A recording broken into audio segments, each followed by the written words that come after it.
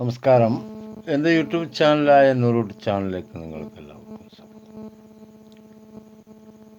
സുഹൃത്തുക്കളെ, നമ്മൾ ഇന്ന് നോക്കാൻ പോകുന്നത്, അതായത് ഈ വീഡിയോയിൽ നോക്കാൻ പോകുന്നത് നെപ്പോളിയൻ ബോണപ്പാർട്ടിനെ കുറിച്ചാണ്. നമുക്കറിയാം ആരാണ് നെപ്പോളിയൻ ബോണപ്പാർട്ട് എന്ന്. ഇത് ഫ്രഞ്ച് റവല്യൂഷനാണ്. ഫ്രഞ്ചുകാരനായ നെപ്പോളിയനാണ് ഫറോവകളുടെ രാജ്യമായ ഈജിപ്ത് പിന്നീട് പിടിച്ചടക്കുന്നത്. ഈ ഫറോവകൾ എന്ന് പറഞ്ഞാൽ മൂസാ നബിക്ക് ശേഷമാണ് ഇല്ലാതായത്. പിന്നീട് അവിടെ ഫറോവയും കിറോവയും ഒന്നുമില്ല. പക്ഷെ ഇബ്രാഹിം നബിയുടെ മുമ്പ് തന്നെ ഫറോവ അവിടെയുണ്ട്. അപ്പോൾ ഈ ഫറോവ ഒന്നാമൻ, ഫറോവ രണ്ടാമൻ, ഫറോവ മൂന്നാമൻ എന്നിങ്ങനെ ഭരിച്ചു വരികയായിരുന്നു ചെയ്തിരുന്നത്. ഈജിപ്ത്, സിറിയ, ലെബനോൺ, യമൻ,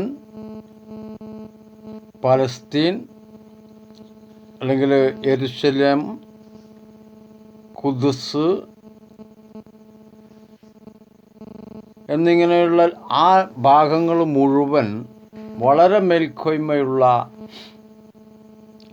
ഒരു രാജവംശമായിരുന്നു ഫറോവ എന്ന് പറയുന്നത്. ഇത് ഇസ്ലാമികളൊന്നുമല്ല ഇവന്മാർ. ഈ ഫറോവകളുടെ വിശ്വാസം എന്താ വെച്ചാൽ, ഇവർ മരണപ്പെട്ടു പോയാൽ ഇവരുടെ പ്രജകളടക്കം സ്വർഗത്തിൽ നമ്മെ എപ്പോഴും സംരക്ഷിക്കാൻ വേണം എന്നായിരുന്നു. ഇവരുണ്ടാക്കിയതാണ് ഈ പിരമിഡുകൾ കംപ്ലീറ്റ്. എന്തായാലും ശരി, ഈ ഫറോവ ഇബ്രാഹിം നബിയുടെ കാലത്ത് തന്നെ ഉണ്ട് എന്ന് പറയാൻ കാരണം, അതിന് മുമ്പ് തന്നെ ഉണ്ട് എന്ന് പറയാൻ കാരണം, ഇബ്രാഹിം നബിക്ക് ഒരു അടിമയെ നൽകുന്നത് ഫറോവയാണ്. അതിനെ വിവാഹം കഴിക്കുകയും ചെയ്തു. സ്ത്രീയായിരുന്നു. അന്ന് അടിമ കച്ചവടം നന്നായി നടക്കുന്ന കാലഘട്ടമാണ്. അതായത് നല്ല ആരോഗ്യവും നല്ല ചുറുചുറുക്കുള്ള ആളുകൾക്ക് നല്ല വില കിട്ടിയിരുന്നു. പോത്തിനെ വിൽക്കുമ്പോൾ, അല്ലെങ്കിൽ പശുവിനെ വിൽക്കുമ്പോൾ പോലെ, കുതിരയെ വിൽക്കുമ്പോൾ, ആനയെ വിൽക്കുമ്പോൾ, മനുഷ്യനെ. ഇത് അമേരിക്കയിൽ നിലനിന്നിരുന്നു. എന്തായാലും ശരി, ഇത് റസൂലിന് ശേഷമാണ് ഇല്ലാതായത്. അതായത് റസൂൽ ആണ് ഇല്ലാതാക്കിയത്. അതിനെപ്പറ്റി വീഡിയോ വീണ്ടും വേറെ ചെയ്യേണ്ടി വരും. ഇതിപ്പോൾ എന്ന് പറഞ്ഞാൽ നമ്മൾ പറയുന്നത് എന്താണെന്ന് വെച്ചാൽ, ഇബ്രാഹിം നബിയുടെ ഖബറിടം ഖുദ്സിലാണുള്ളത്. അതായത് ബനു ഇസ്രായേൽ ഗോത്രത്തിൽ പെട്ട മെയിനായിട്ടുള്ള ആളാണ് ഇബ്രാഹിം നബി. ഇവർ ക്രിസ്ത്യാനികളും മറ്റ് മതക്കാരും എല്ലാവരും വിളിക്കുന്നത് എബ്രഹാം എന്നാണ്. ഈ കഥയൊക്കെ വെറും പൊള്ളാണ് എന്ന് പറയുന്നത് കാരണമാണ് ഇത്തരം ചരിത്ര കഥകൾ ഞാൻ പറയുന്നത്. ഈ പൊള്ളാണെന്ന് പറയുന്നത് ആരാണ്? പുത്തനാശയക്കാരും ഒരു വിഭാഗം ജനങ്ങളുമാണ്. എന്തിനാണത് പറയുന്നതെന്ന് വെച്ചാൽ, ഇസ്ലാമിൻ്റെ അസ്തിത്വത്തെ ഇല്ലാതാക്കുക എന്നുള്ളതാണ് അതിൻ്റെ മുഖ്യ ഉദ്ദേശം. ബനു ഇസ്രായേൽ ഗോത്രത്തിൽപ്പെട്ടത് തന്നെയാണ് റസൂലുള്ളാഹി സ്വല്ലല്ലാഹു അലൈഹി വസല്ലം. അത് ലാസ്റ്റ് പ്രവാചകനാണ്. മനസ്സിലായില്ലേ?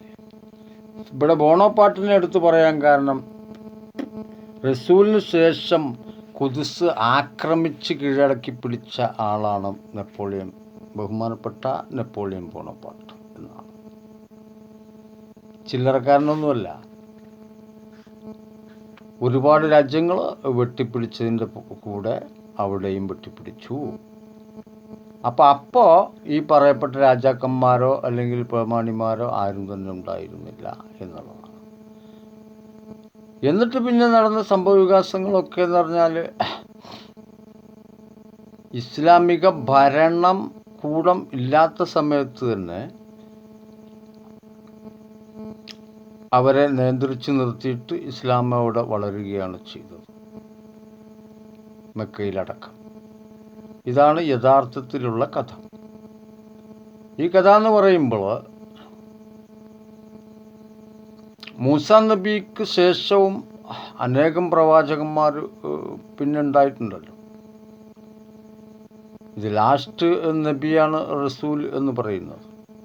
അപ്പോൾ ആ കാലം എന്ന് പറഞ്ഞാൽ ഇബ്രാഹിം നബിയുടെ കാലത്തിന് മുമ്പേ ഉള്ള ഒരു ഭയങ്കര വംശങ്ങളാണ് ഈ ഫറോവ എന്ന് പറയുന്നത്. ഫറോവക്ക് അന്നുകൊണ്ട് സ്വർണം എന്ന് പറയുന്നതൊക്കെ വെള്ളി സ്വർണം വളരെ വിലപിടിച്ചതായിട്ട് തന്നെ കണക്കൂട്ടിക്കൊണ്ടിരിക്കുന്ന കാലഘട്ടമാണ്. എന്തായാലും ശരി, ഇവരുടെ മറ്റേ ഓരോ രാജാവിൻ്റെയും സമ്പാദ്യം മുഴുവൻ സ്വർണത്തിൽ അധിഷ്ഠിതമാകയാൽ ആ സ്വർണം മുഴുവൻ അവരുടെ ശവകുടീരത്തിൽ വെച്ചിട്ട് അതടക്കം അസ്ത്രമൊക്കെ പൂശി മണ്ണിൽ വെക്കുന്ന ഒരു പതിവാണ് ഉണ്ടായിരുന്നത്. ഇതാണ് മമ്മി എന്നറിയപ്പെടുന്നത്. മമ്മി എന്നാണ് ശവപ്പെട്ടിയെ വിളിക്കുന്നത്. എന്തായാലും ഇതൊന്നും അനിസ്ലാമികമാണ്. അങ്ങനെ ഇസ്ലാമികൾ ഒന്നും ചെയ്യുന്നില്ല. അതൊക്കെ പഴയ കാലത്തെ ചരിത്രങ്ങളാണ്. എന്തായാലും ശരി, ഇവിടെ നെപ്പോളിയൻ ബോണപ്പാർട്ട് ഗംഭീര യുദ്ധം ചെയ്തിട്ട് ഈ സ്ഥലം പിടിച്ചടക്കുകയാണ് ചെയ്തത്. പിന്നീട് അവിടുന്ന് അറബികളുമായിട്ട് ഉള്ള ബന്ധങ്ങളൊക്കെ ഒരുപാട് ഇവർ കിട്ടുന്നുണ്ട്, പരിശോധിക്കുന്നുണ്ട്. കാരണം പുരാതന ചരിത്രങ്ങളൊക്കെ അവിടെ നിന്ന് ആണ് കിട്ടുന്നത്. ഇവിടുന്ന് ഈജിപ്തിൽ നിന്ന്. ഇവിടെ മറ്റൊരു അത്ഭുതം എന്താണെന്ന് വെച്ചാൽ ഈജിപ്ത് ഭാഷ അക്ഷരങ്ങളില്ലാത്ത ഭാഷയാണ്. അതായത് അക്ഷരങ്ങളൊക്കെ കണ്ടുപിടിക്കുന്നതിനേക്കാൾ മുമ്പ് അവന്മാരെല്ലാം പോയി എന്നുള്ളതാണ്. പിന്നീട് വന്നതാണ് ഹീബ്രു ഭാഷ എന്ന് പറയുന്നത്. ഇനി ഈ ഭാഗത്ത് പലരും വരുന്നുണ്ട് ഇത് പിടിച്ചടക്കാനായിട്ട്. പേർഷ്യക്കാർ വരുന്നുണ്ട്, അതുപോലെ അവിടെ റോമാക്കാർ വരുന്നുണ്ട്. റോമാക്കാരുടെ കഥയൊക്കെ നമ്മൾ പറഞ്ഞു കഴിഞ്ഞതാണ്. അതായത് ഈസാ നബിയുടെ കാലത്താണ് റോമാക്കാർ വരുന്നത്. ഈസാ നബിയെ റോമാക്കാർ വധിച്ചു. അതെന്തിനാണ് വധിച്ചതെന്ന് ഇപ്പോഴും അവർ പറയുന്നില്ല. ജനങ്ങൾ ഈ ഇസ്രായേലികൾ തന്നെ വിളിച്ചു പറയുകയാണ് ചെയ്യുന്നത്, മറ്റേ റസൂലിനെ വധിക്കാം. അങ്ങനെ വധിക്കാൻ കൊണ്ടുപോവുകയും ചെയ്തു എന്നുള്ളതാണ് കഥ. എന്നിട്ട് പിന്നെ ആ ഈസാ നബി 3-ാം നാൾ ഉയർത്തെഴുന്നേറ്റു എന്നുള്ളതാണ് കഥ. എന്തായാലും പിന്നെ അവർക്ക് കൊല്ലാൻ സാധിച്ചില്ല, പിന്നീട് ആരും കണ്ടിട്ടില്ല. പക്ഷേ ആ ഈസാ നബി വീണ്ടും ലോകത്ത് വരുമെന്ന് മുഹമ്മദ് നബി പ്രഖ്യാപിച്ചിട്ടുണ്ട്, പ്രസ്താവിച്ചിട്ടുമുണ്ട്. ഇവിടെ ഖുദ്സിലാണ് ഇബ്രാഹിം നബിയുടെ മരണശേഷം അടക്കം ചെയ്തിട്ടുള്ളത്. അതായത് മക്കയിൽ നിന്ന് അങ്ങോട്ട് കൊണ്ടുപോയി. അവിടെ അദ്ദേഹത്തിൻ്റെ ഒരു മകൻ ഭരിച്ചിരുന്നു. എവിടെ? ഖുദ്സിൽ. അത് ഈ ബോണോപ്പാർട്ടും കണ്ണി കണ്ട ആളുകളൊക്കെ വരുന്നേക്കാൾ മുമ്പുള്ള കഥയാണ് ഞാൻ പറയുന്നത്. അപ്പോൾ ഈ കഥ വരുമ്പോൾ ഇനിയും ഒരുപാട് ആളുകൾ പിടിച്ചടക്കിയിട്ടുണ്ട് ഈ പ്രസ്തുത ഭാഗം. അതിനെ പറ്റിയിട്ടാണ് ഞാനിങ്ങനെ കൊണ്ടുവരുന്നത്. ഈ ചരിത്രം പറയണമെങ്കിൽ എന്ന് പറഞ്ഞാൽ നല്ല അറിവ് വേണം, പിന്നെ കൂടുതൽ ഓർമ്മശക്തി വേണം, അങ്ങനെ ഒക്കെയാണ്. അപ്പോഴൊക്കെ ഈ ഇസ്രയേലിന് അവിടെ ഒരു സ്ഥാനവും ഉണ്ടായിരുന്നില്ല എന്നാണ് ഞാൻ പറയുന്നത്. അവിടെ ഉണ്ടായിരുന്നത് പലസ്തീനികളായിരുന്നു. അതുതന്നെ 2 വിഭാഗമായിരുന്നു. ഇവിടെ എന്തൊക്കെയോ സംഭവവികാസങ്ങൾ നടത്തിയിട്ടുണ്ട് ഇവർ. അതിനെ പറ്റിയിട്ടൊക്കെയുള്ള വീഡിയോ നമുക്ക് വീണ്ടും ചെയ്യാവുന്നതാണ്. ഇവിടെ പിന്നീട് വരുന്നതാണ് പിന്നെ ഓട്ടോമൻ സാമ്രാജ്യം എന്ന് പറയുന്നത്. അവരൊക്കെ അവിടെ നിന്ന് ആട്ടിയകറ്റപ്പെടുകയാണ് ചെയ്തത്. അതാണ് ഞാൻ കുറച്ച് മുമ്പ് പറഞ്ഞ വീഡിയോയിൽ പറയുന്ന പിന്നെ തുർക്കി എന്ന് പറയുന്നത്. തുർക്കിയായിരുന്നു ഖലീഫ. അതായത് മറ്റേ ഖലീഫ ഉമറിന് ശേഷമുള്ള ഖലീഫ എന്ന സ്ഥാനത്ത് തുർക്കിയായിരുന്നു.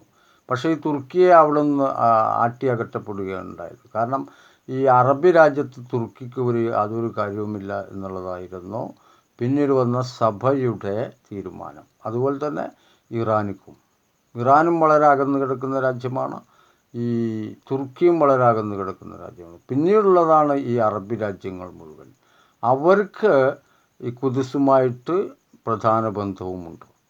പക്ഷെ ഇപ്പോൾ അതൊന്നുമില്ല എന്നുള്ള തോതിൽ സംസാരിച്ചുകൊണ്ടും പറഞ്ഞുകൊണ്ടും അവിടെ പിടിച്ചടക്കണമെന്നുള്ള ഉദ്ദേശം കൊണ്ടും ഇസ്രായേൽ രംഗത്ത് വന്നിരിക്കുമ്പോൾ ലോകം മുഴുവൻ പറഞ്ഞു നടക്കുന്ന ഇസ്ലാമിന് ആ ഭാഗവുമായി യാതൊരു ബന്ധവുമില്ല. ഈ ഭാഗമായിട്ടാണ് ബന്ധം. മറ്റുള്ള പ്രവാചകന്മാരെ ചേർത്ത് കണ്ണി കണ്ടത് വിളിച്ചു പറയുകയും എഴുതുകയുമാണ് റസൂൽ ചെയ്തു എന്നൊക്കെ പറയുന്ന കിംവദന്തികളെ മറികടക്കാനാണ് ഞാൻ ചരിത്രം പറയുന്നത്. അപ്പോൾ നിങ്ങൾ നല്ലവണ്ണം മനസ്സിലാക്കുക, അതുമായിട്ട് സഹകരിച്ച് മുന്നോട്ട് പോവുക, ലൈക്ക് ചെയ്യുക എന്നൊക്കെ അഭ്യർത്ഥിച്ചുകൊണ്ട് ഈ വീഡിയോ നിർത്തുന്നു. മറ്റൊരു വീഡിയോയുമായി നമുക്ക് വീണ്ടും കണ്ടുമുട്ടുന്നത് വരെ എല്ലാവർക്കും നന്ദി, നമസ്കാരം. അപ്പോൾ നെപ്പോളിയൻ ബോണപ്പാർട്ട് എവിടെയാണ് ഭരിച്ചത് എന്നിപ്പോൾ നിങ്ങൾക്ക് മനസ്സിലായില്ലേ? അപ്പോൾ മറ്റൊരു വീഡിയോയുമായിട്ട് നമ്മൾ വീണ്ടും കണ്ടുമുട്ടുന്നത് വരെ നന്ദി, നമസ്കാരം.